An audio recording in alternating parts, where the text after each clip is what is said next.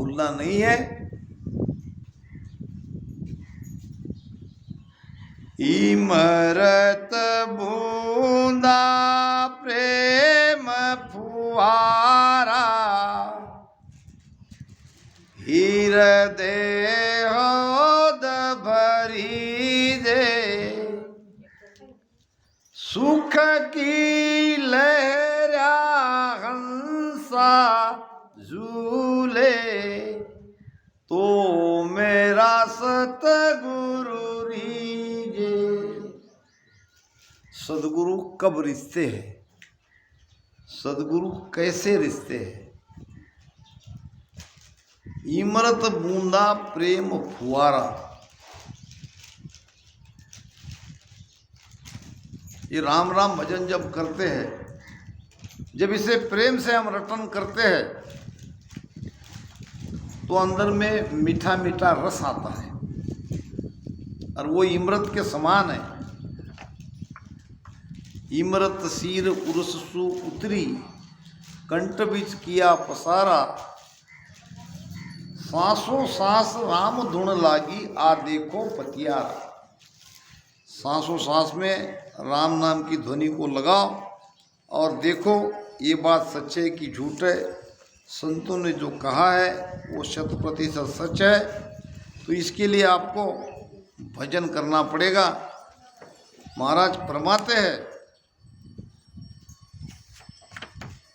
इमरत बूंदा प्रेम फुहारा, जब रसना से जिभ्या से राम राम राम राम राम राम राम राम उसमें प्रेम और विश्वास के साथ भजन करते हैं तो ब्रह्म वैराट से शब्द आता है कंठ पे। पहला स्थान खुलता है हमारा कंठ। तो यहाँ पे सांस उसास की गति को हम जब ठहराते हैं तब ये स्थान खुलता है, हिलने लगता है। ऐसा लगता है कि मुख तो एक है, कहीं जीभ तो दो नहीं है। जीभ भी राम राम कर रही है और कंठ भी राम राम कर रहा है। तो ऐसे भजन कर दोगे तो ये हृदय है हौद। हौद किसको कहते हैं? जिसमें पानी भरा जाता है, हेड़। तो ये हृदय है हौद, और इसमें कौन सा पानी भर रहा है? राम राम रूपी। जब हृदय में बहुत प्रेम उमड़ेगा, जब अगबक प्रेम आएगा, महाराज कहते हैं इस सुख के लहर में जब हंस झूलेगा, यानी भजन का इस प्रकार से आनंद लेगा तो सदगुरु रीझेंगे, सदगुरु की कृपा होगी और आपका अमरलोक जाने का रास्ता खुलता खुलता जाएगा। एक एक कमल पार करते जाओगे। उजली धार अमीर पिया, आनंद उपजा भारी, फूलिया कमल कली सब फूली, फूल रही सब क्यारी। उजली धार अमीर रस पिया। महाराज फरमाते हैं कि इस प्रकार सांसों सांस में राम राम रटन करते जब हृदय में प्रेम उमड़ता है तो आनंद की धार निरंतर वो पीने को मिलती है। ये अमृत वो भजन करने वाला भजनानंदी रात दिन पीता है। आनंद उपजा भारी, ये आनंद पद की भक्ति है। तो भजन में इतना आनंद आता है तो संसार की और कोई वस्तु इस आनंद के समान नहीं है। उसको उपमा नहीं दी जा सकती कैसा आनंद आ रहा है। किसी भजन करने वाले को आप पूछो कि तुम्हें कैसा लग रहा है, वो कुछ कह नहीं सकता, बस इतना ही कहेगा आनंद आ रहा है। क्यों? कि जो देखी परखी समझी जो चीज़ें हैं उनसे भी ये अलग आनंद है। इसलिए वो कह नहीं सकता। फूलिया कवल कली सब फूली, ये हृदय स्थान पूरा खुल गया, इसको कवल कहा है। और उसमें कली है 8 पाकली, 8 पाकली का कमल है। ये 8 पाकली क्या है कि मन के 8 दिशा में जब मन घूमता है तो उसके विचार बदलते रहते हैं। हृदय स्थान का 8 पाकली का कमल क्या है, ये आपको मैं आपके सामने खुला करता हूँ। कोई कहेगा कि मैंने हृदय स्थान में कमल देखा है और उसको 8 पाकली है, तो ये उसकी मन की कल्पना है। अपने मन से कल्पना करके उसने ज्ञान में सुना, और मन तो कुछ भी देखता है। वास्तव में ये कमल ज्ञान दृष्टि से हमको समझना है। दिशाएं कितनी है? 8। पूर्व पश्चिम उत्तर दक्षिण, नैऋत्य ईशान्य वायव्य आग्नेय। ये मन 8 दिशा में घूमता है, और जिस दिशा में घूमता है उस दिशा का गुण, वो विचार हमारे मन में आते हैं। आप सोचो, अगर आपने एक कागज पेन निकाल के मन में जो जो विचार आते हैं वो लिखे तो आपको समझ में आएगा, और विश्वास भी नहीं होगा कि हमने ये कैसे सोचा। तो हमें भी कभी कभी हमारा मन काम करने के लिए उल्लास आता है, वो उस दिशा का गुण है। कभी कभी हम आलसी बन जाते हैं, काम करने की कोई इच्छा नहीं होती, वो उस दिशा का गुण है। एक राजा था, और एक राजा को एक व्यक्ति आया, कहने लगा कि महाराज मैं आलसी हूँ, यानी मुझे कुछ काम होता ही नहीं, काम करने की इच्छा ही नहीं होती, तो कृपा करके मुझे मेरी भोजन प्रसाद की व्यवस्था कराए। राजा ने कहा ठीक है। राजा को लगा कि आलसी कोई बीमारी हो सकती है। अभी बेचारा आके कह रहा है कि भाई मैं आलसी हूँ, मुझे काम करने की इच्छा ही नहीं होती, तो मेरा पेट भी नहीं भरता, तो मुझे तुम भोजन प्रसाद खिलाओ। तो राजा ने उसकी व्यवस्था कर दी। फिर राजा को लगा कि ऐसे आलसी तो और भी नगर में हो सकते हैं। सेवक को कहा कि जाके नगर में ढिंडोरा पिटवाओ, जितने भी आलसी है वो सब राजा के पास आए। एक ही है,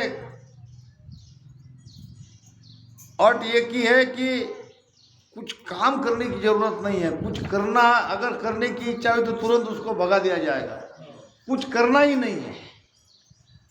ऐसे आके राजा के पास आए, और राजा ने एक घास की एक कुटिया बनाई थी, उसमें सब आलसी को उसमें डाल दिया।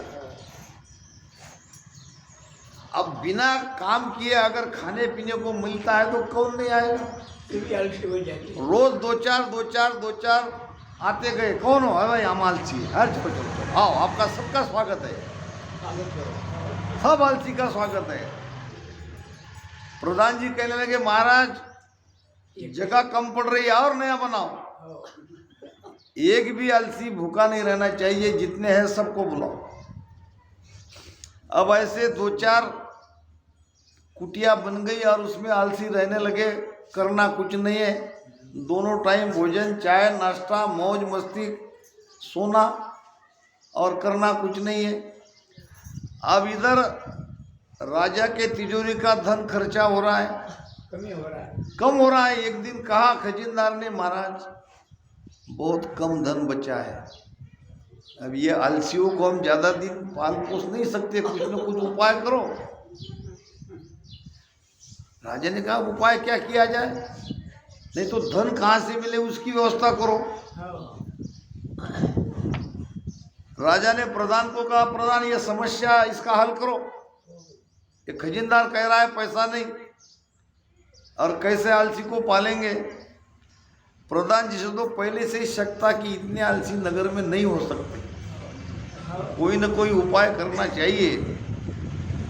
तो एक दिन रात में घास की कुटिया में आग लगा दी।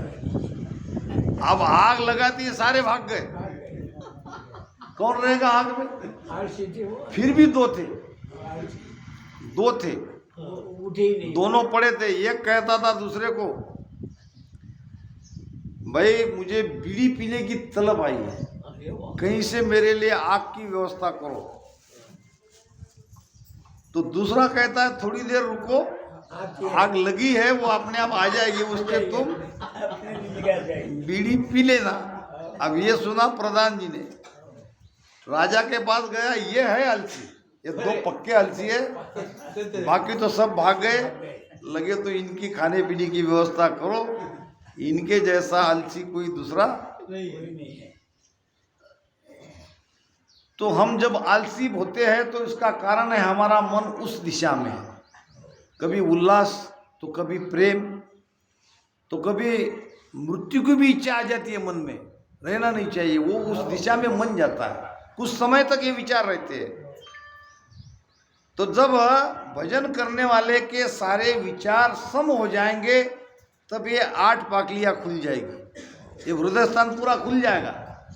ये सारा विज्ञान बताया महाराज ने। बुद्धि का भंडार ये, हाँ हृदय में है ना, मन का घर है। यहाँ मन 8 दिशा में निरंतर घूमता है, सबका मन घूमता है, सबके विचार अलग अलग बनते हैं। सुबह एक सोचते तो दोपहर में एक सोचते तो शाम को एक सोचते, सुबह की सोच दोपहर तक नहीं टिकती। इसका कारण मन अब उस दिशा से निकल गया। खेड़ापा में जाओगे तो वहाँ आपको दिशा लिखी है, पूरब में मरण भय, मरने की इच्छा जब पूरब में हमारा मन जाता है, लिखा है वहाँ पे बोर्ड पे। कबीर साहब ने इसका प्रमाण दिया है। महाराज ने केवल 8 पाकली की कमल बता दिया है, मगर यही है वो अष्टापाक कवल दल हिरदा जहाँ शिव आसन होई राम। अष्टापाक कवल दल हिरदा जहाँ शिव आसन हो।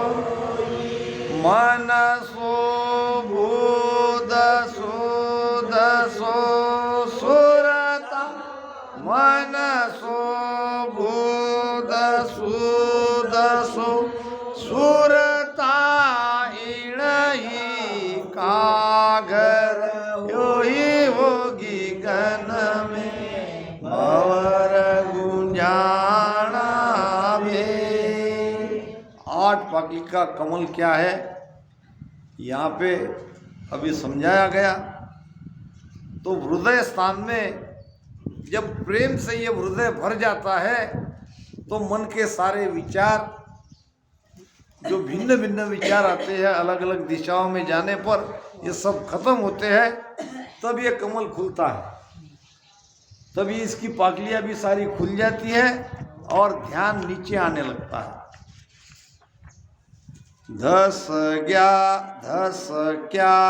आब अथंग जल उलट्या, झरे नाभ घर झरना, धुन के धोरे हरिजन भीजे, ये सुख सतगुरु चरणा। धस क्या आब नाम आकाश, आकाश फट जाता है, उत्तराखंड में फटता है आकाश, तो बहुत भारी वर्षा होती है। हम भी कहते हैं ढकपुटी तो नहीं हो गई, हमारी तरफ शब्द है ना ये, ढकपुटी यानी आकाश फूटना। तो क्या होता है, अथंग जल उल्टिया, बड़ी भारी बारिश होती है, नदी नाले सारे भर भर के जाते हैं। इसी प्रकार इतना भजन आप करोगे, इतना भजन आपको करना है, हमको करना है, कि ये आकाश फट जाए और सारा भजन नाभि में आ जाए। ये नाभि है भजन का बहुत बड़ा केंद्र। राम राम जो रसना से करते हैं, कंठ हृदय से होते हुए जब ये नाभि में आता है तो नाभि का ये कुंड पूरा भर जाता है। फिर क्या होता है, यहाँ से सारे शरीर में फैलता है, फिर वो रोम रोम में, नाड़ी नाड़ी में ये भजन फैलता है। यह है निरंकार। झरे नाभ घर झरना, जैसे झरने झरने लगते हैं वैसे नाभि से सारे शरीर में ये भजन फैलने लगता है। अब धुन के धोरे हरिजन भीजे, ध्वनि लगती है, राम नाम की एक ध्वनि लगती है, वह ध्वनि सुनाई पड़ती है। वो सुनते सुनते भजन करने वाले को ऐसा आनंद आता है, ऐसा आनंद आता है, तो बार बार अपने सदगुरु को उनकी महिमा करता है। सदगुरु के शरण में जाने का ये फल मिलता है कि आनंद से सारा शरीर उसका भर जाता है। लीवधम सांस नाभ रसना बीच, नाड़ नाड़ सब जागे, शब्द घोर सु गढ़ घरणावे, नक चक में धुन लागे। ये है कुदरत कला। नक चक में धुन लागे, ल्यू घम सांस नाभ रसन बिछना, नाभ रसना बिच, नाभि और रसना धारो धार भजन होता है। भजन टूटता नहीं है, भजन अखंड होता है, वो ल्यू खंडित नहीं होती है। फिर क्या होता है कि फिर आपको नाड़ी नाड़ी में शब्द की ध्वनि सुनाई देती है। ये सुरती और कहीं नहीं जाती है, मन में कोई विचार आता नहीं है। एक ऐसा विलक्षण प्रेम घट में आता है तो सब अंदर का साफ समझ में आता है अंदर क्या हो रहा है।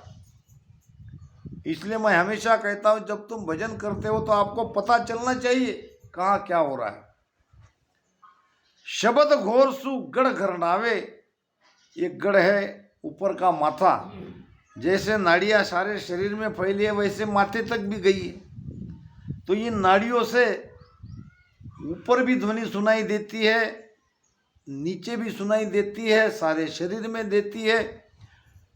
नाड़ी नाड़ी में ये आनंद आता है।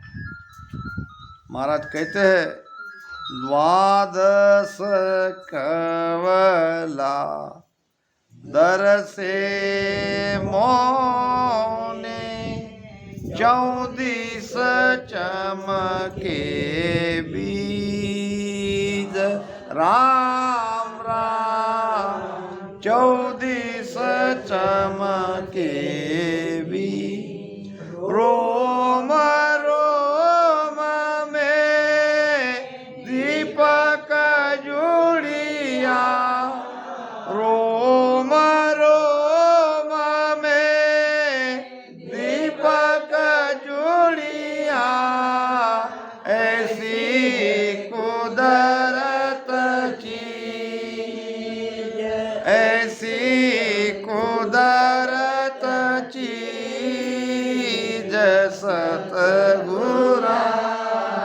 औषध पाई न्याय, परम गुरु औषध पाई न्याय, 84 का रोग भाजा, 84 का रोग भागा, मिला है ब्रह्म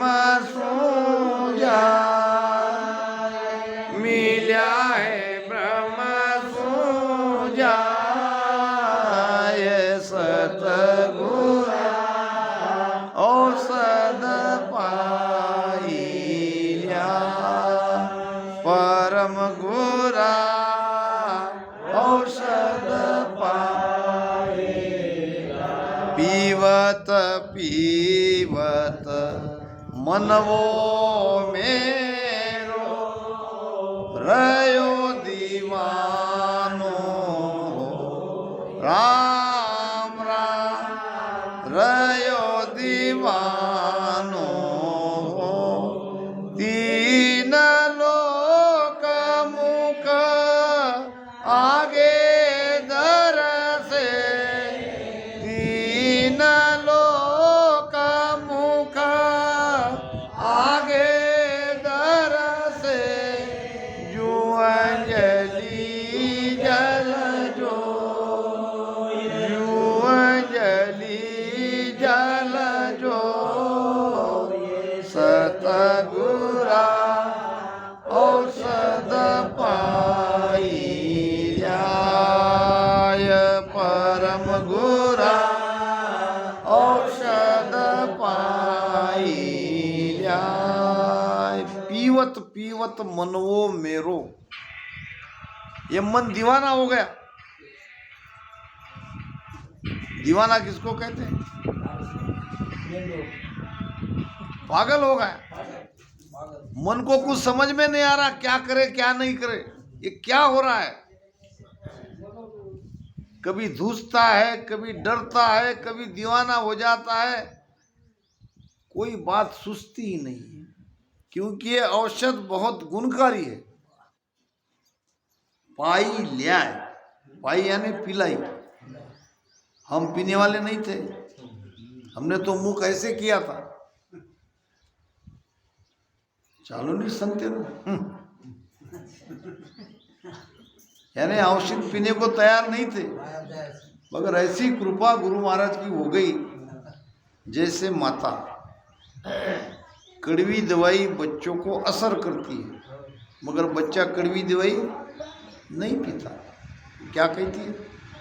उसके ऊपर गुड़ लगा के उसको, बेटा ये मीठी है मीठी है, ऐसे मुंह पे रखती है, बेटे को लगता है कि मीठी है अंदर। ऐसे जबरदस्ती हमको पिलाई गई है। बहुत बड़ी कृपा है जिन्होंने हमको इस रास्ते पे लाया है, उनकी हमारे ऊपर। चले आपने पाव दिन सो पंथ बता, उनको कभी नहीं भूलना। भजन तो करना है हमें, मगर जिन्होंने हमको इस रास्ते पे लाया है, जो भी हमारे उस समय के सदगुरु है, वो दिन है। कितनी तकलीफ हुई। एक नए बैल को सिखाने में कितनी तकलीफ जाती है, बहुत तकलीफ जाती है। उसको यहाँ ले जाओ, वहाँ घुमाओ, कोई ये छूट जाता है तो वो अलग चला जाता है। धीरे धीरे धीरे उसको जगह पे लाना पड़ता है। एक बार उसके इस पे भार आ गया, फिर वो गाड़ी खींचने लगता है। तो हम भी तो ऐसे ही थे, नहीं मान रहे थे। दे क्या नहीं बापू आपस खाई बहुत बहुत बहुत कष्ट हमारे गुरु महाराज को हुए और हमको इस जगह पे लाया। औषध पाई ल्याय, हमारे जबरदस्ती हमारे मुख में ये डाल दी। दरिया साहब कहते हैं,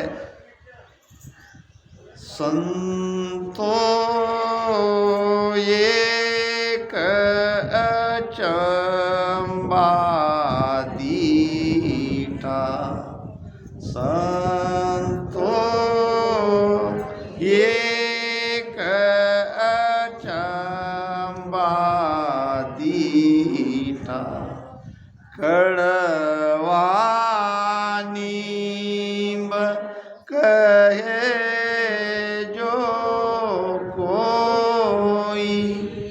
कड़वा नीम कहे जो कोई, पीवे जाको मीठा, संतो एक अचंबा दीठा, संतो एक अचंबा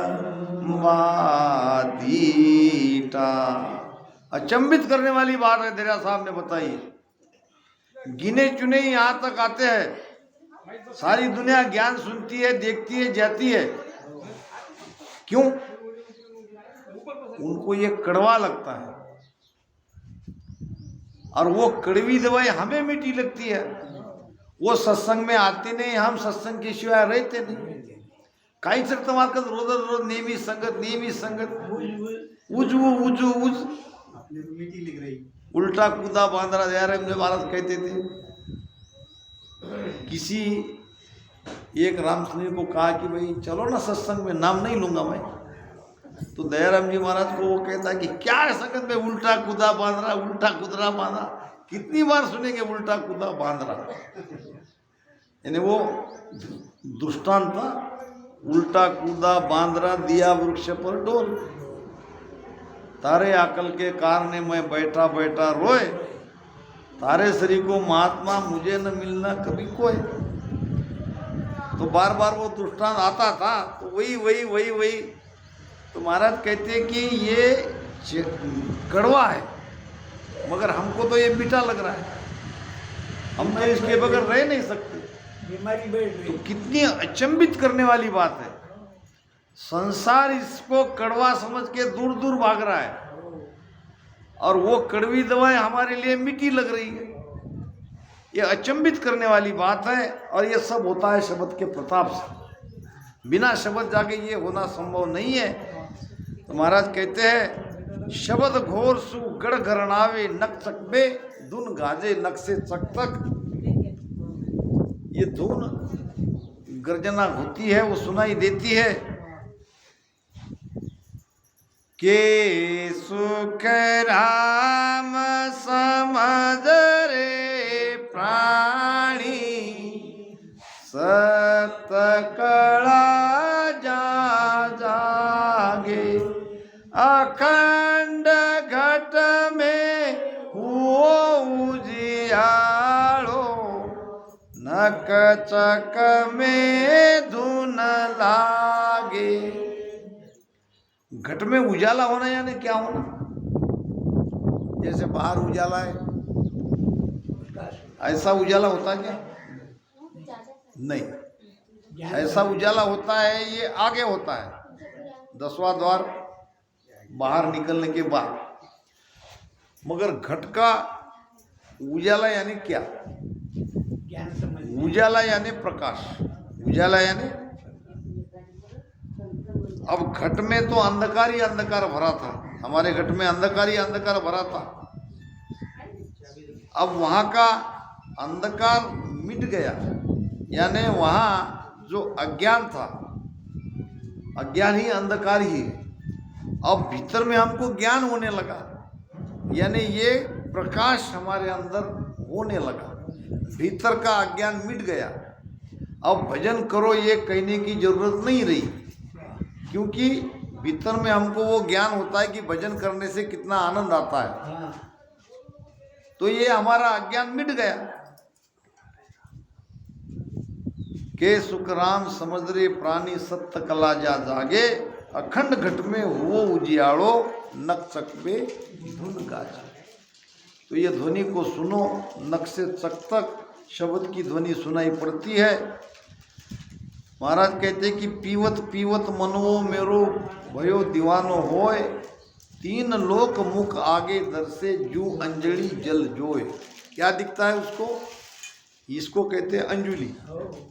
अब अंजुलि में पानी डालो, कितनी देर तक रहेगा? थोड़ा थोड़ा निपट जाता है। तो ऐसे भजन करने वाले को 3 लोक के लोग दिखते हैं, इसलिए उनको दया आती है, कहते हैं कि चलो भजन करो, सत्संग में आओ। कि ये अब मिटने वाले, ये जाने वाले हैं, ये उनको दिखता है। तो इस प्रकार